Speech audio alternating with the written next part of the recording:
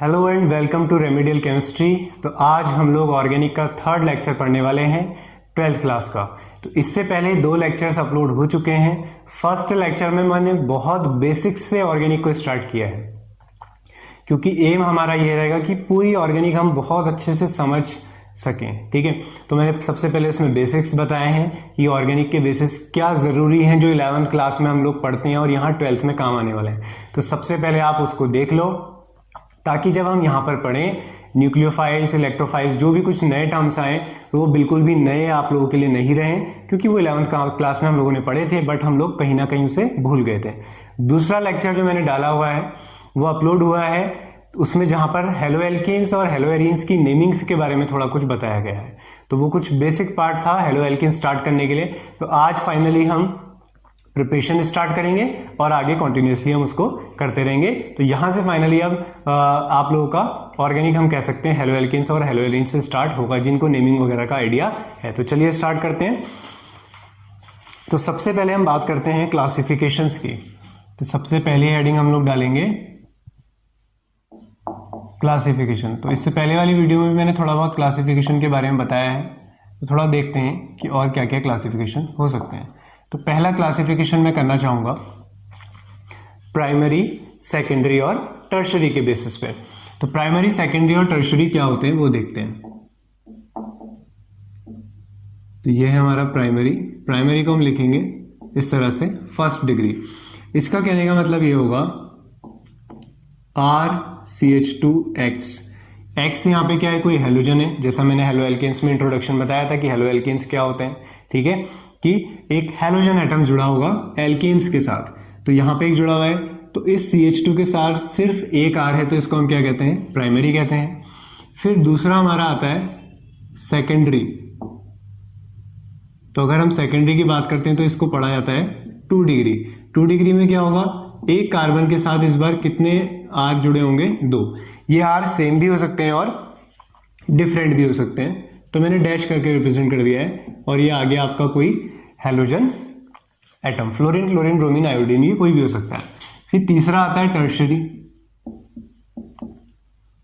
तीसरा आता है हमारा tertiary, that is 3 degree. 3 degree में क्या होगा, यस यू आर राइट, यहाँ पे 3 R आ जाएंगे और इनको मैंने अलग अलग रिप्रेजेंटेशन दिखा दिया है, और ये आ गया X। ठीक है, तो ये हो गया फर्स्ट डिग्री।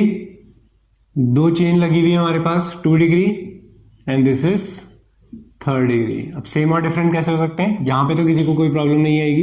एक एग्जांपल भी हो सकता है हमारा कि CH3 CH2 Cl, ये और भी बढ़ सकता है, यानी कि इस R की जगह में ये भी रख सकता हूं CH2 CH3, फिर ये वाला CH2 आ जाएगा और ये Cl। ऐसे यहाँ पे R है, इस R की जगह मैंने CH3 रख दिया और इस R की जगह मैंने रख दिया C2H5, यानी कि CH2 CH3, और ये CH और ये Cl की जगह मैंने यहाँ पर रख दिया Br। This is 2 degree. यहाँ पर देखते हैं हम, यहाँ पे आपने रख दिया CH3, यहाँ रख दिया आपने C2H5, यहाँ पे आपने रख दी एक और लंबी सी चेन CH2 CH2 CH3, यानी कि C3 करके। ठीक है, और यहाँ पे हम आयोडीन रख देते हैं। तो क्लियर है इतना, फर्स्ट डिग्री, 2 डिग्री और 3 डिग्री में अब आप लोगों को कोई भी डाउट नहीं होगा। अब दूसरा क्लासिफिकेशन हम देखेंगे एलाइलिक हैलाइड्स का। तो चलिए देख लेते हैं। Allylic halides. तो एलाइलिक हैलाइड्स का क्या मतलब होता है कि हमारे पास एक डबल बॉन्ड हो, जैसे CH2 double bond CH2, sorry CH2 double bond CH, और एक कार्बन ये है, इसके पास क्या है, एक हेलोजन एटम प्रेजेंट है। तो बात यहां पे ये है कि डबल बॉन्ड होगा जिन 2 कार्बन्स के बीच में, जिन 2 कार्बन्स के बीच में डबल बॉन्ड है, उसके नेक्स्ट वाले कार्बन पे अगर हेलोजन एटम जुड़ा होता है तो उसको हम क्या कहते हैं, एलाइलिक हैलाइड्स कहते हैं। यानी कि ये कौन सी पोजीशन कहलाती है, एलाइलिक। तो अगर मैं एलाइलिक पोजीशन की बात करूं तो आपका हो गया ये वाली जो पोजीशन है वो क्या कहलाती है, एलाइलिक कहलाती है। अब अल्कोहल हो सकता है, OH होगा तो अल्कोहल कह देंगे, एलाइलिक अल्कोहल। तो फिलहाल ये पोजीशन एलाइलिक कहलाती है। हेलोजन एटम है तो हमने क्या कह दिया, एलाइलिक हैलाइड कह दिया है। दूसरी बात, हम इसको ले लेते हैं अगर रिंग के फॉर्म में। तो ये है डबल बॉन्ड, तो देखो ध्यान से, ये डबल बॉन्ड वाले कार्बन है, इसका नेक्स्ट वाला कार्बन ये है, तो इस कार्बन पे अगर कोई हेलोजन एटम लगाए तो ये भी क्या कहलाएगा आप लोगों का, एलाइलिक हैलाइड कहलाएगा। अगर हाइब्रिडाइजेशन की बात करें, मैं आपसे पूछूं कि इस कार्बन का हाइब्रिडाइजेशन बताओ, तो कितना होगा बेटा, कितने बॉन्ड बन रहे, 1 2 3, 4 बॉन्ड होने चाहिए। इसका मतलब यहाँ पे कौन छुपा है, एक हाइड्रोजन। अब हाइब्रिडाइजेशन कैसे निकालेंगे, number of sigma bond count कर लो, 1 2 3 और ये 4, तो 4 सिग्मा बॉन्ड आ गए हैं। इसका मतलब एक S और 3 P, that is tetrahedral, sorry sp3 hybridization यानी कि टेट्राहेड्रल।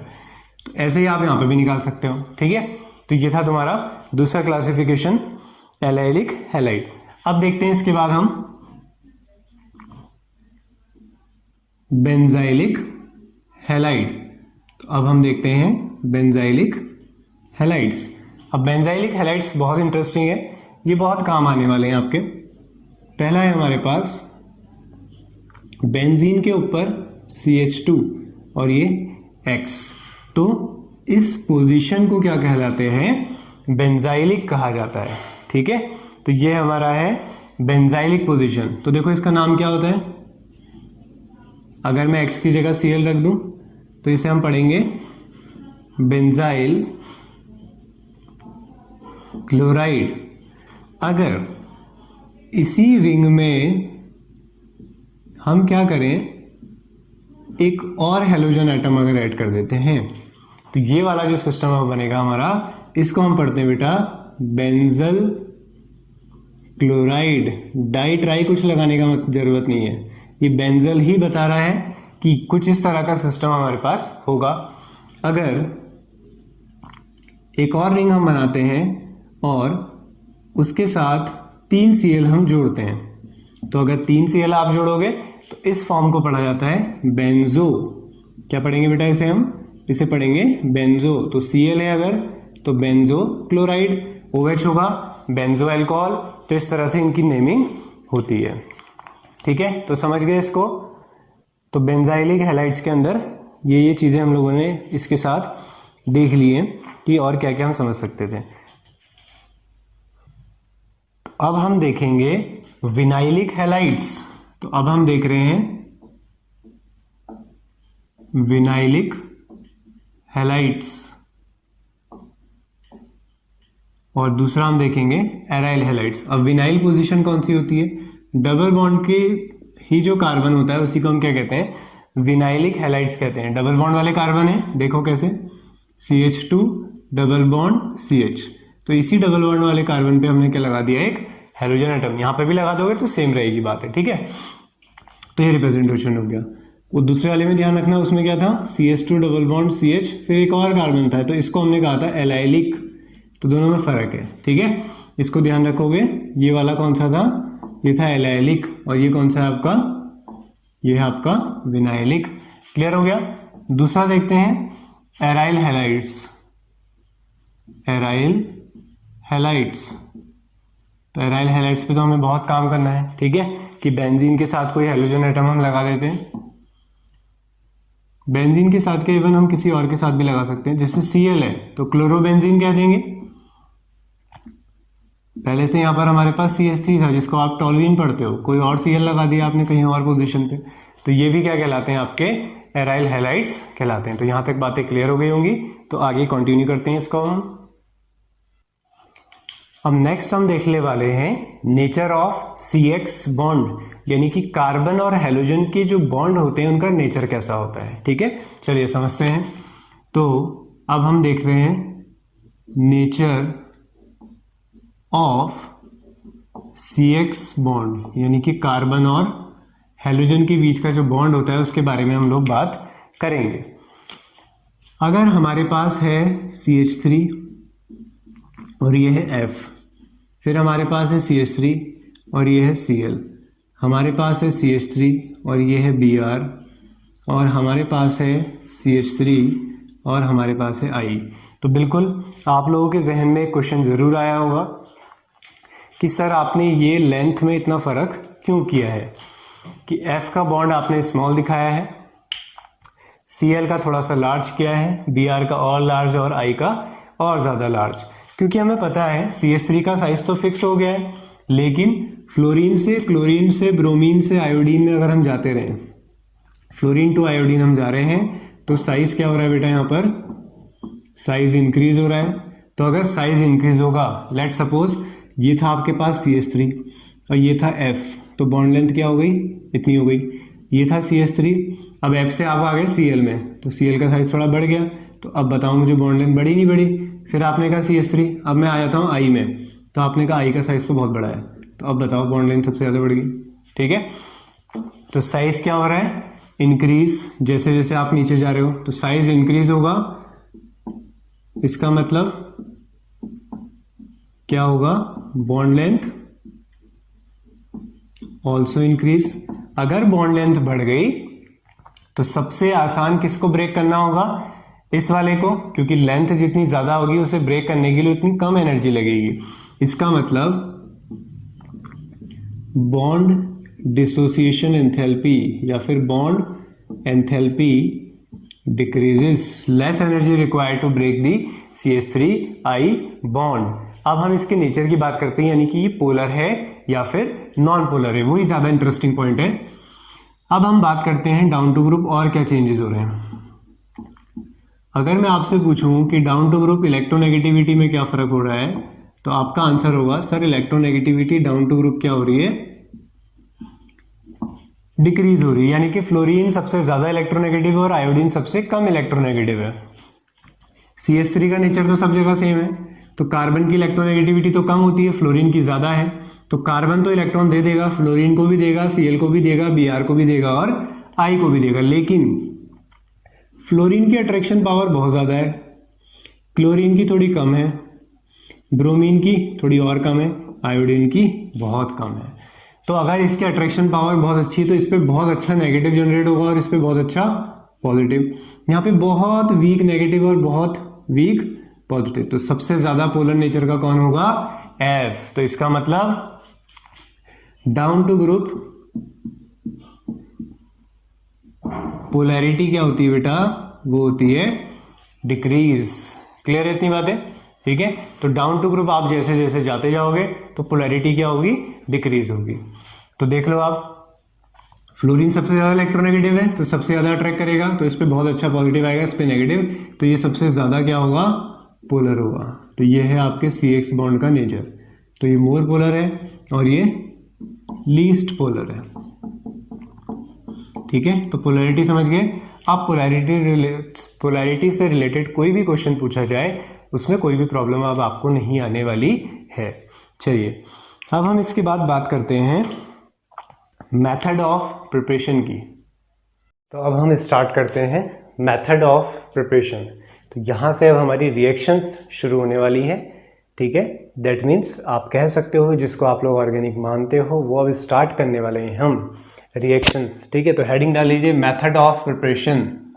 तो अब हम पढ़ेंगे मेथड ऑफ प्रिपरेशन। किसकी प्रिपरेशन कर रहे हैं हम, हेलोएल्केन्स की। मेथड ऑफ प्रिपरेशन, ठीक है। तो सबसे पहली रिएक्शन हम इसमें देखेंगे अल्कोहल से प्रिपरेशन।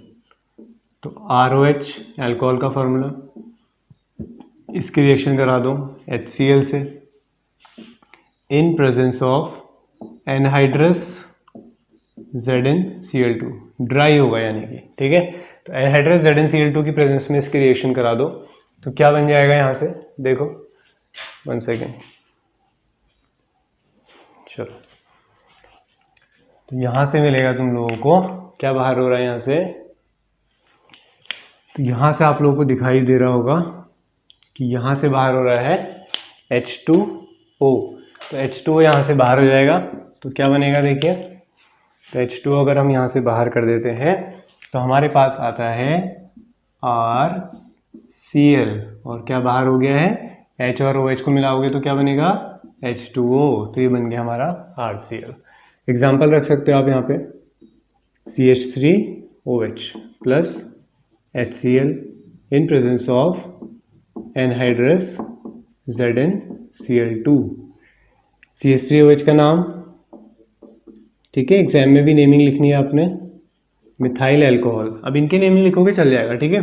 तो क्या बनेगा, देखो H और OH दिखाई दे रहा है बाहर होते हुए, तो क्या क्या जुड़ गए यहाँ पर, ये CH3 इस Cl के साथ जुड़ गया है, ठीक है। तो ये क्या बन गया है, CH3Cl बन गया है। क्लियर है इतनी बात? ओके, तो CH3Cl प्लस, और ये क्या आ जाएगा आपका H2O आ जाएगा, ठीक है।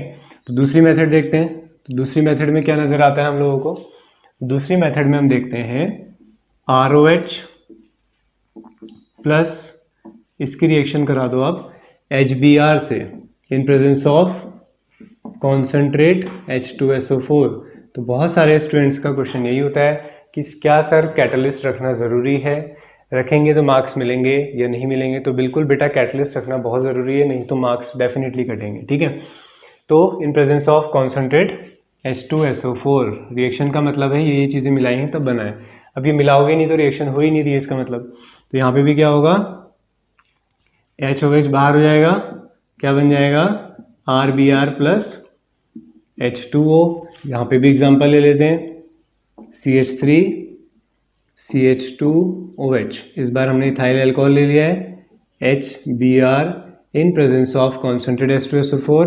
तो क्या होगा, H और OH बाहर हो जाएगा और बन जाएगा CH3 CH2Br। नेम लिख लेना इसका, इसका नेम क्या हो जाएगा, मिथाइल क्लोराइड। ये कौन सा नेम लिखा है मैंने, कॉमन नेम। IUPAC नेम लिखोगे तो क्लोरोमीथेन, ऐसे इसका कॉमन नेम लिखोगे तो इथाइल क्लोराइड। IUPAC नेम लिखोगे तो 1 ब्रोमो इथेन, या फिर डायरेक्टली आप इसको क्या लिख सकते हो, इथेन, ठीक है। तो ये हो गया हमारा इथाइल क्लोराइड यानी कि क्लोरो इथेन। अब हम और एग्जाम्पल्स लेते हैं इसमें आगे। तो ROH की रिएक्शन HCl से करा दी है, ROH की रिएक्शन HBr से करा दी है। अब ROH की रिएक्शन कराते हैं HI से, ठीक है। तो हाइड्रोजन आयोडाइड के साथ इसकी रिएक्शन कराएंगे in presence of red phosphorus. तो रेड फॉस्फोरस की प्रेजेंस में ये एल्काइल हैलाइड बना देगा। तो चलिए देखते हैं कैसे बनाएगा। तो ROH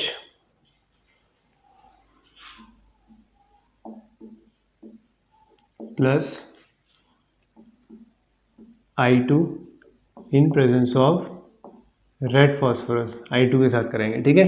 तो ये क्या करेगा यहाँ पर, ये बन जाएगा आपका एल्काइल आयोडाइड, तो ये RI बन जाएगा, ठीक है। HI से नहीं कराते, मतलब और चीज़ें ऐड करनी पड़ती है उसमें क्योंकि रिवर्सिबल रिएक्शन हो जाती है, ठीक है। तो बेसिकली आप लोग को ये याद रखनी है। और I अगर लाना है तो I2 in red phosphorus, P का मतलब यहाँ पे फॉस्फोरस है, ठीक है। I2 की जगह आप Br2 भी रख सकते हो यहाँ पर, कोई दिक्कत नहीं है, ठीक। इसके बाद हम लिखते हैं फ्री रेडिकल हैलोजिनेशन, यानी कि अब हम इसका हैलोजिनेशन करके देखेंगे कि हैलोजिनेशन से कैसे बनते हैं। फ्री रेडिकल हैलोजिनेशन, तो फ्री रेडिकल के बारे में बता देता हूँ मैं आप लोगों को। रेडिकल किसको कहते हैं, कि जैसे हम क्या कहते हैं कि अगर किसी के ऊपर 2 इलेक्ट्रॉन है तो लोन पेयर कहते हैं। अगर एक ही इलेक्ट्रॉन प्रेजेंट होता है तो उसको क्या पढ़ते हैं बेटा, फ्री रेडिकल बोलते हैं। ये बहुत ज़्यादा रिएक्टिव होते हैं कैटायंस और एनायन से भी ज़्यादा।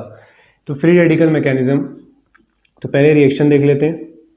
CH4 लिखा है मैंने CH3H करके, Cl को लिखा है मैंने अलग अलग करके, in presence of sunlight. Sunlight की एनर्जी क्या होती है, H न्यू। तो ये है, तो यहाँ पे हम देखेंगे H और Cl बाहर हो जाएंगे और क्या बन जाएगा CH3Cl।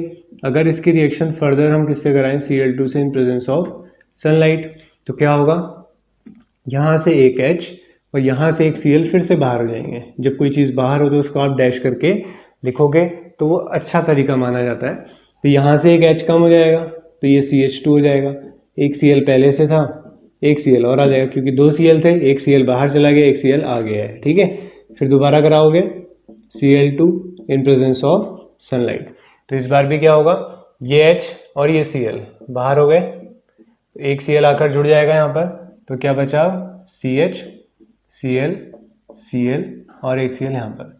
फिर एक बार और करा देते हैं Cl2 in presence of sunlight, तो क्या होगा, एक और H चला जाएगा और क्या बन जाएगा फाइनली CCl4।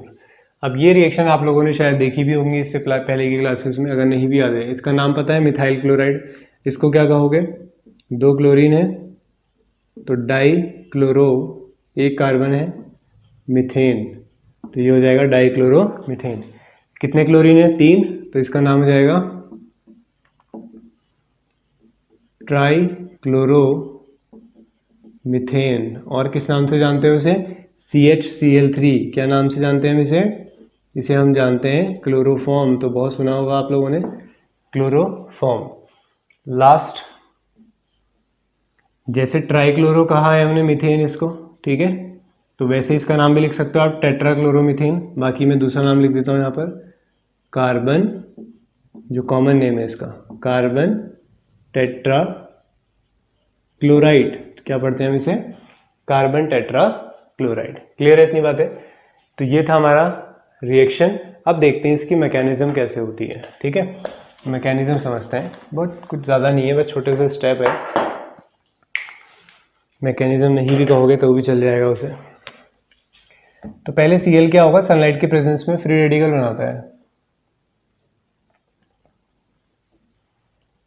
ठीक है, ऐसे रेडिकल्स जनरेट होते हैं इसमें। तो अब क्या होगा? CH3 और ये H, एक Cl फ्री रेडिकल आएगा, ये हाइड्रोजन का इलेक्ट्रॉन, सॉरी ये CH3 का इलेक्ट्रॉन, ये हाइड्रोजन का, H ने अपना इलेक्ट्रॉन ले लिया। हाफ हेडेड एरो से ही दिखाओगे, फुल एरो का मतलब होता है 2 इलेक्ट्रॉन का ट्रांसफॉर्मेशन। हाफ एरो दिखाया यानी कि सिर्फ 1 इलेक्ट्रॉन का ट्रांसफॉर्मेशन। ठीक है, ऑर्गेनिक में ये मिस्टेक्स बिल्कुल नहीं होनी चाहिए। तो क्या बन जाएगा? CH3 free radical, H free radical और Cl फ्री रेडिकल मिलके क्या बना देते हैं? HCl बना देते हैं। ठीक है, फिर इसका नेक्स्ट स्टेप क्या होगा? मैं इसको रेस करता हूँ यहाँ पे। इसका नेक्स्ट स्टेप होगा, CH3 फ्री रेडिकल है हमारे पास, तो CH3 फ्री रेडिकल है, फिर से एक Cl2 ले लेंगे हम। तो यहाँ पे भी क्या होगा? Cl बनेगा, ये Cl बनेगा, तो ये CH3 और ये Cl मिलके क्या बना देंगे? CH3Cl बना लेंगे, और बाहर क्या हो जाएगा? फिर से एक Cl फ्री रेडिकल। ठीक है, इसी तरह से ये टर्म्स चलते रहते हैं और फाइनली हम कहाँ तक पहुँच जाते हैं? CCl4 तक पहुँच जाते हैं। ठीक है, तो ये क्लियर हो गया होगा इतनी बात। बहुत ईजी सा कंसेप्ट है, कुछ बहुत ज़्यादा फोकस करने वाला है कुछ ऐसा नहीं है। एक बार एज इट इज़ देख लेना है, कुछ याद नहीं करना है अलग से, रिएक्शन याद कर लेनी है ऐसा, जिसमें ऐसी कोई ज़रूरत नहीं पड़ती। थोड़ा आइडिया आप लोगों को देख के आ जाना चाहिए कि फ्री रेडिकल्स होते क्या हैं। ठीक है, तो ये बात क्लियर होगी। अब एक चीज़ और मैं आप लोगों को क्लियर करना चाहता हूँ कि अभी तक जो रिएक्शंस देखी हमने ROH की रिएक्शन HCl से कराई, ROH की रिएक्शन हमने HBr से कराई, I2 से कराई, ठीक है, और भी रिएक्शंस कराते हैं इसमें हम।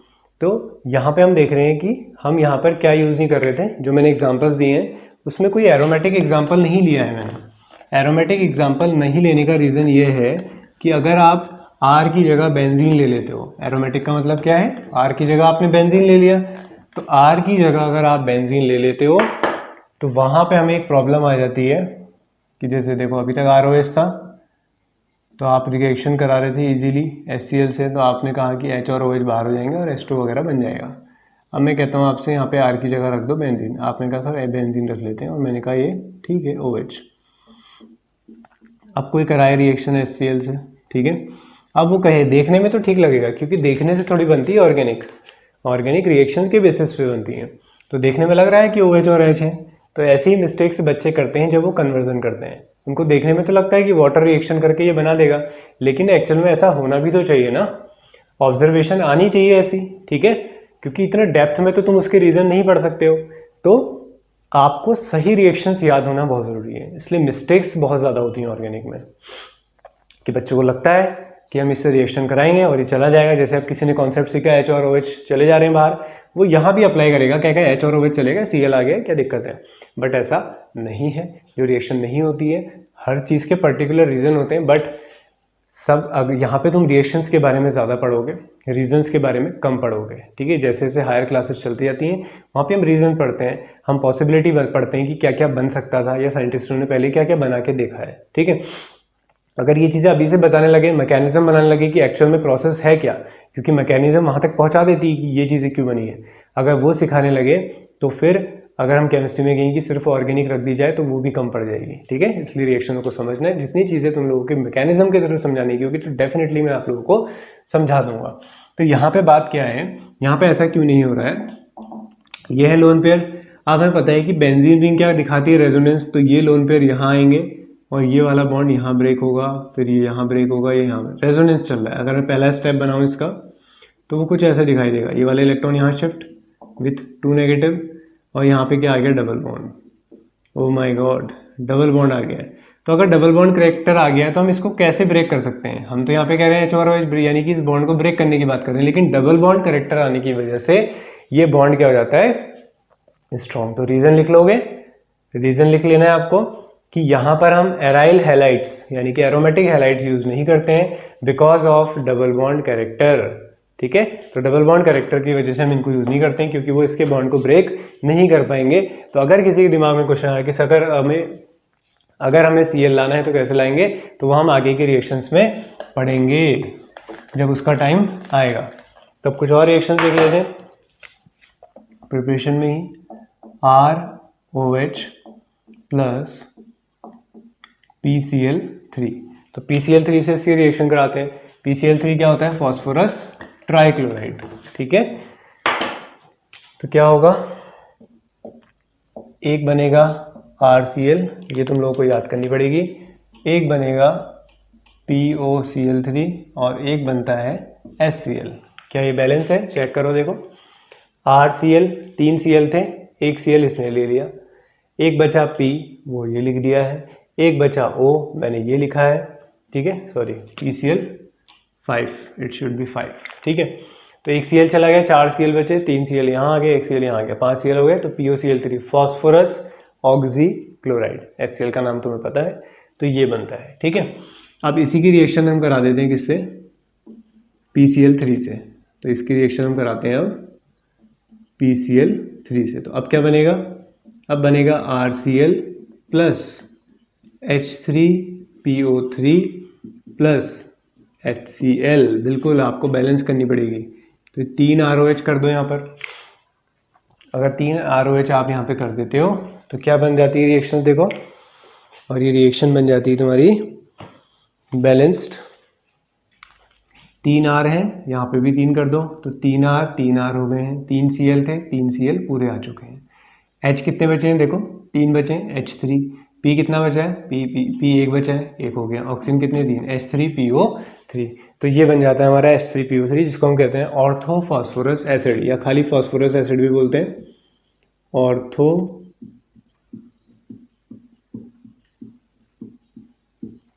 फॉस्फोरस एसिड या फिर फॉस्फोरस एसिड। क्लियर है, तो PCl3 और PCl5 के इस तरह से याद रखने हैं।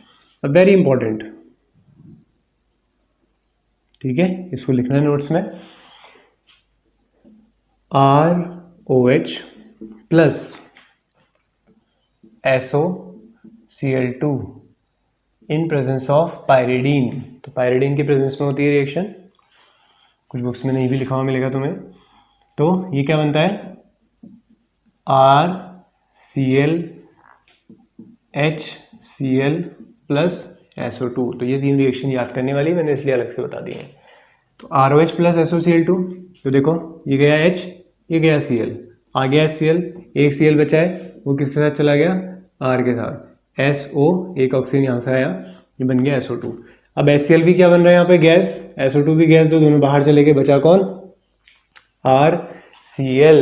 तो ये मेथड इसलिए अच्छी है क्योंकि इस मेथड में अगर आप लोग देखो, इस मेथड में हमें क्या नजर आ रहा है कि इस मेथड में सिर्फ जो बच रहा है वो कौन है, RCl। अभी तक सब में क्या आ रहा था, वाटर है, कहीं POCl3 है, यानी कि कुछ ना कुछ प्रोडक्ट ऐसा है जो एल्काइल हैलाइड के साथ मिक्स है, यानी कि प्योर नहीं है। लेकिन यहाँ पे क्या है, प्योर RCl यानी कि प्योर एल्काइल हैलाइड मिल रहा है, क्योंकि ये तो दोनों तो क्या है, गैसेस प्रोडक्ट है। इसलिए SOCl2 सबसे अच्छी मेथड मानी जाती है एल्काइल हैलाइड्स को प्रिपेयर करने के लिए। तो यही लिखना है आपको, एग्जाम में पूछा जाए कि SOCl2 क्यों, कौन सी मेथड है या कौन सी मेथड है अच्छी, तो आंसर यही रहेगा, बिकॉज बोथ बाई प्रोडक्ट्स, जो एक्स्ट्रा प्रोडक्ट बनते हैं उनको हम क्या बोलते हैं, by products. Both by products are gaseous, so pure alkyl halide is formed. So SOCl2 यानी कि हाँ, इसका नेम होता है थायोनिल क्लोराइड। ठीक है, बाकी स्ट्रक्चर ऐसा होता है इसका SOCl2। मैकेनिज्म तुम लोगों को इसमें नहीं मिलेगी, ठीक है, मैकेनिज्म तुम लोगों को नहीं सीखनी है, ठीक है, बोर्ड एग्जाम दे रहे हो चाहे या फिर कॉम्पिटिटिव में, तो मैकेनिज्म की वहाँ पे ज़रूरत नहीं पड़ती है। तो ये है हमारा SOCl2 का स्ट्रक्चर, नाम है थायोनिल क्लोराइड। तो ये थी हमारी मेथड ऑफ प्रिपरेशन कि कैसे कैसे हम इसको फॉर्म कर सकते हैं। तो अब लास्ट मेथड हम देखने वाले हैं फ्रॉम एल्कीन्स, कि एल्कीन से इन्हें कैसे बनाया जा सकता है। तो ये बहुत इंटरेस्टिंग टॉपिक है और इम्पॉर्टेंट भी है एग्जाम पॉइंट ऑफ व्यू से। तो फ्रॉम एल्कीन्स, तो एल्कीन्स यानी कि डबल बॉन्ड। तो डबल बॉन्ड के लिए देखते हैं हम, पहले हम एक सिंपल सा एग्जांपल लेते हैं। ठीक है, ये बॉन्ड से यहाँ पे हाइड्रोजन भी हो सकते हैं और कुछ और भी हो सकता है।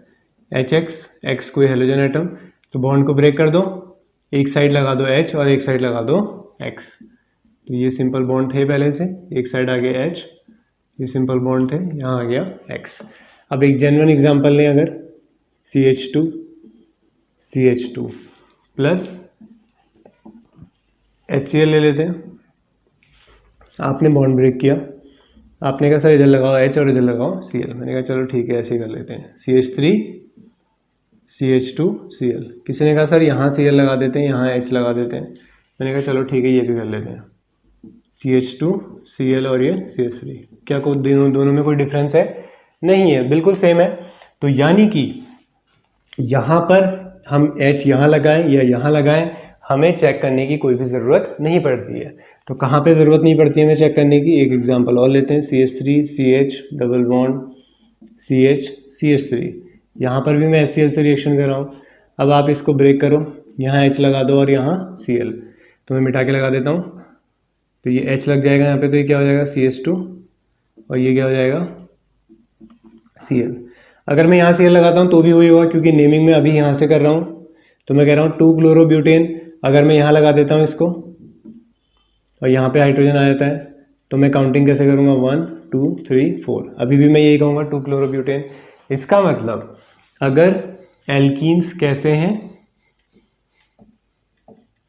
एल्कीन्स अगर कैसे सिमेट्रिकल है, तो सिमेट्रिकल है तो हमें कोई भी प्रॉब्लम नहीं आती है। सिर्फ one type of product can be form, एक ही तरीके का प्रोडक्ट बनेगा। लेकिन अगर हमारी एल्कीन अनसिमेट्रिकल होती है तो वहीं से बात थोड़ी सी इंटरेस्टिंग हो जाती है।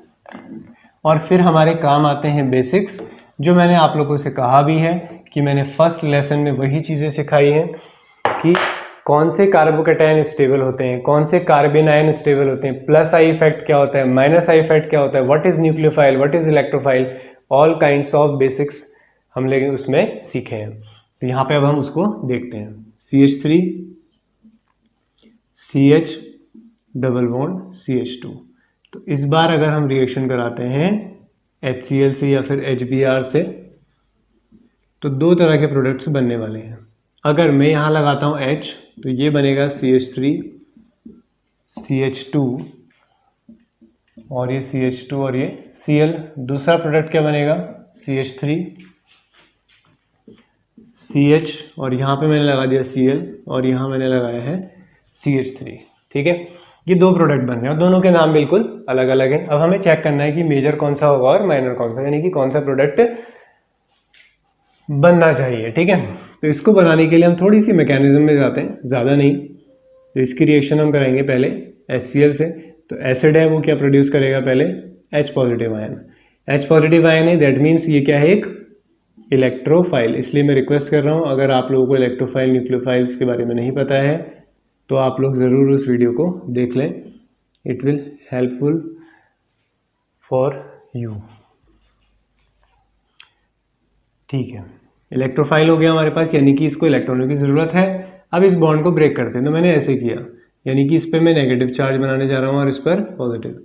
इस नेगेटिव से इसको इलेक्ट्रॉन मिल जाएंगे हाइड्रोजन को, तो ये क्या बन जाएगा? CH3 CH CH3 CH2 के साथ क्या हो गया? H जुड़ गया CH3, तो इसका माइनस तो खत्म हो गया, लेकिन इस कार्बन पे क्या है? प्लस है। क्लियर है? किसी और ने कहा सर ऐसे नहीं करते, सर ऐसा करते हैं कि डबल बॉन्ड को इधर ब्रेक करते हैं। मैंने कहा चलो करते हैं। तो अगर उसने कहा कि सर डबल बॉन्ड इधर ब्रेक करेंगे तो नेगेटिव यहाँ आएगा, नेगेटिव यहाँ आएगा तो H कहाँ जाके जुड़ेगा? यहाँ पर। H यहाँ जुड़ेगा तो CH2 यहाँ बन जाएगा और पॉजिटिव चार्ज इस बार किस पर रहेगा? इस कार्बन पर। तो ये हैं वो मिडिल वाले स्टेप्स जो हमें बताते हैं कि मेजर प्रोडक्ट कौन सा होगा। अब इसको देखते हैं ध्यान से, ठीक है। इसको अगर हम देखें तो ये कौन सी डिग्री का कार्बोकेटाइन बन रहा है बेटा? This is your 2 degree carbocation. ये सारी चीजें सिखाई हुई है मैंने, ठीक है। 2 डिग्री कार्बोकेटाइन। और ये कौन सी डिग्री का कार्बोकेटाइन बन रहा है? एक ही कार्बन की चेन है इस कार्बोकेटाइन के साथ, 1st डिग्री कार्बोकेटाइन, ठीक है। तो मैंने बताया था कि ये जो CH3 है ये इस पे प्लस आई इफेक्ट लगाएंगे तो 2 साइड से इलेक्ट्रॉन मिल रहे हैं, यहाँ पे सिर्फ एक ही साइड से इलेक्ट्रॉन मिल रहा है। तो कौन ज़्यादा स्टेबल होगा? ये वाला ज़्यादा स्टेबल होगा। तो यानी कि वो इस पाथ को फॉलो करना चाहेगा, तो ये बनाएगा, ना कि ये। तो इसके बाद क्या होगा? दूसरा स्टेप, H पॉजिटिव चला गया, अब क्या बचा होगा? Cl negative. Cl नेगेटिव को अटैक करा दो और फाइनल प्रोडक्ट बन जाएगा CH3 CH Cl और ये CH3। अगर यहाँ पे Cl नेगेटिव को अटैक कराते हैं तब क्या बनेगा? CH3 CH2 CH2 Cl। तो अब तुम लोग बता सकते हो कि मेजर प्रोडक्ट कौन सा था और माइनर कौन सा था। तो ये प्रोडक्ट था आपका मेजर प्रोडक्ट और ये वाला प्रोडक्ट क्या कहलाएगा बेटा? माइनर प्रोडक्ट कहलाएगा, ठीक है। तो मेजर प्रोडक्ट ये हो गया और ये क्या हो गया? माइनर प्रोडक्ट हो गया, ठीक है। मेजर प्रोडक्ट को ही हम कहते हैं सेटजेफ प्रोडक्ट। क्या बोलते हैं हम इसे? सेटजेफ प्रोडक्ट। और इसको बोला जाता है हॉफमैन प्रोडक्ट।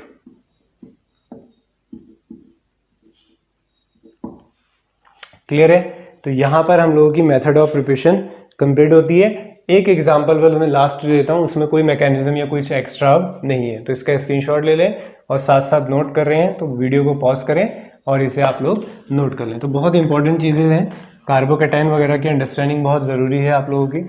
अब लास्ट हम देख लेते हैं, छोटी सी रिएक्शन है कि एल्कीन की रिएक्शन अगर हम किससे करा दें? हैलोजन से कराएं। अभी तक तो हमने एसिड लिया था, अगर हम हैलोजन से ही करा दें, let's suppose we have CH2 double bond CH2 and इसकी रिएक्शन हमने करा दी Br2 से। ये होगी आपकी in the presence of CCl4, carbon tetrachloride की प्रेजेंस में। अब क्या करना है यहाँ पे देखो, इस डबल बॉन्ड को ब्रेक करना है। एक Br इस साइड लगा दो और एक Br इस साइड लगा दो, तो क्या बन जाएगा ये? CH2 CH2, एक Br ये आ जाएगा और एक Br ये।